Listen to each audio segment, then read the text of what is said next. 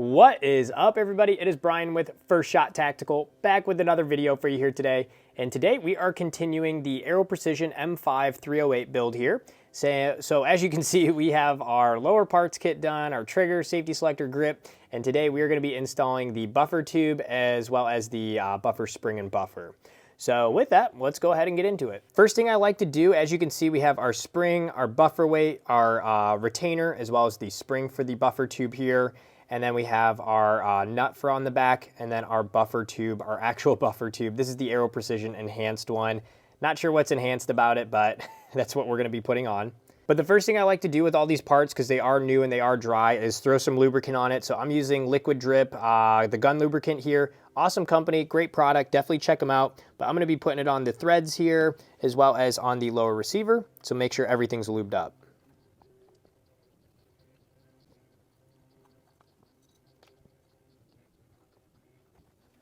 I'm actually going to be doing this 2 times for you here, depending on your use case here. The first time here that I'm going to show you right now is with the Law Tactical folder. If you haven't checked these out before, there's a company called Law Tactical. This basically allows you to have a foldable stock and buffer tube on your AR-15 or AR-10 like we're doing here. And for a build like this, I cannot recommend this enough because we already got an 18-inch barrel and it's a big beefy guy. So being able to fold the stock, make it a little bit more compact, does help as far as the mobility with this setup. So again, I'm going to be installing it here first with the Law Tactical folder. Also after that, I'm going to show you if you aren't using a Law Tactical folder, which again, definitely recommend though, we're going to be just installing this right onto the receiver without the folder. So to kick this off, the first thing to install this folder is we need to remove this screw down here as well as our button, and there's a spring in there. So I'm going to take my Allen wrench here and go ahead and remove that. And then we can remove the button there as well, and we'll set all that aside for now. Now we can go ahead and insert it onto the back here. And we're going to take the flange that comes in our packaging with our folder, insert that, and go ahead and get it started. Once you have it basically hand tight in there, you're going to take the tool that's provided, the flange tool here. And I think this is so awesome where it's a disposable tool, because what we're going to do is use this to go ahead and turn it tighter. And once this tool bends, then we're done tightening, and that's the right torque. So as you can see there, it's bent now, so that means we have the right torque and it's installed. The last thing that we have then is we do have a screw here that we want to go ahead and tighten down here. So it's just a Allen wrench here, and we're just going to snug this up to make sure that it has the right tension and holds it in place. After that, we can go ahead and reinstall our button, spring, and piece right here. I always like to lube these up before reinstalling them as well because we want that button to move freely. Drop that guy in. And then we can grab our spring, drop that into the hole, and then grab our last piece here and go ahead and reinstall it correctly. And then we have our screw in the bottom. So then we're going to go ahead and get that started, and then take our Allen wrench and finish tightening that down. Perfect. Now that's installed, let's go ahead and put the buffer tube on. We should be good to go. When installing the buffer, make sure that you have your locking retainer as well as your castle nut on the rear here, because we don't want to forget those, because once we screw this on, it's going to be in place.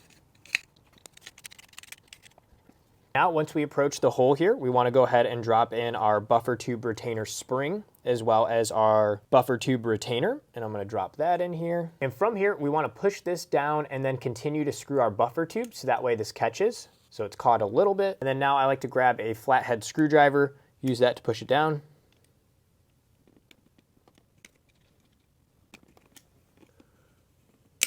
And from there, we can see it's locked into place. So now we're good to go on that end. Now we just have to retighten our nut here on the back as well as the locking plate, and we'll be all set.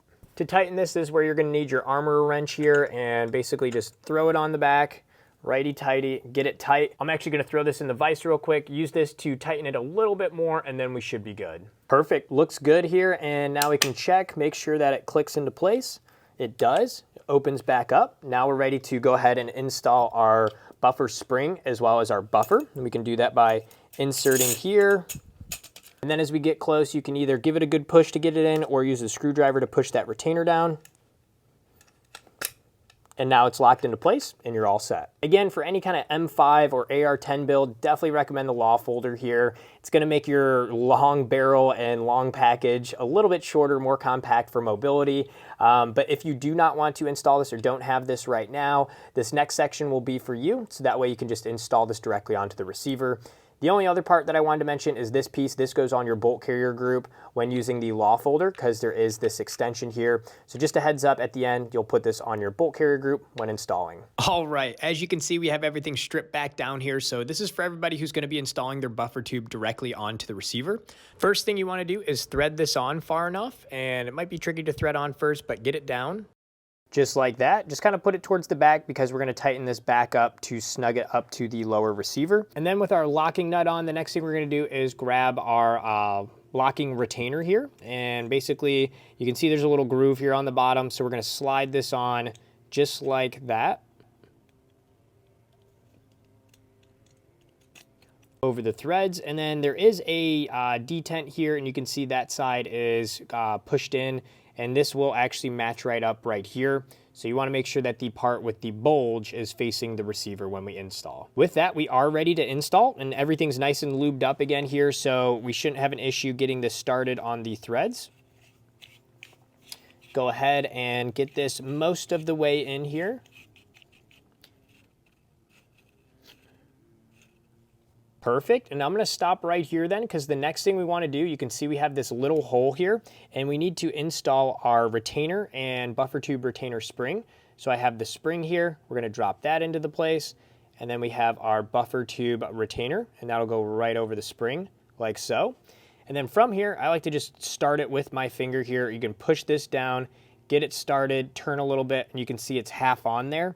And now we're going to take I use a flathead screwdriver to keep that retainer pushed down.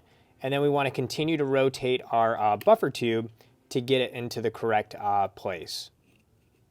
Right there, and then it's going to pop up here in a sec. Once you have it in this position here, we are done turning the buffer tube, and it actually lines it up perfectly as far as this being on the bottom. So the next thing we want to do is snug up our castle nut in this locking plate, so that way we're all set. So let's go ahead and do that now. We're going to go ahead and just start hand tightening this into the correct place. And I actually like to push that plate up. You can see it matches up real nicely there.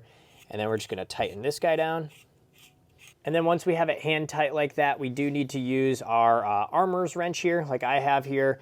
And we're going to go ahead and use this to go ahead and align up here and then tighten this guy down. And at this point here, obviously on camera, I'm just kind of doing this hand tight, but I would recommend putting this in a vise with a vise block or a different device and go ahead and getting this nice and tight. The other option, once you do have this on, and if you know you're not going to take this off, is you can stake it. And you're going to do that by basically taking a punch like I have right here, and you're going to take it right here, take a hammer to the top, hit it, so that way this goes into that notch there, and that will stake these two together so you don't have to worry about this coming off. After that, the last thing we have to do then is actually insert our spring and buffer that I have up here, and very simple to do. Just go ahead and find the hole, line it up, yeah, and then push it right in like this. And then as we get to that detent, we just want to make sure and turn this a little bit and push it right over it like so. From here, I always turn this back a little bit so you can see it's not on one of the flat edges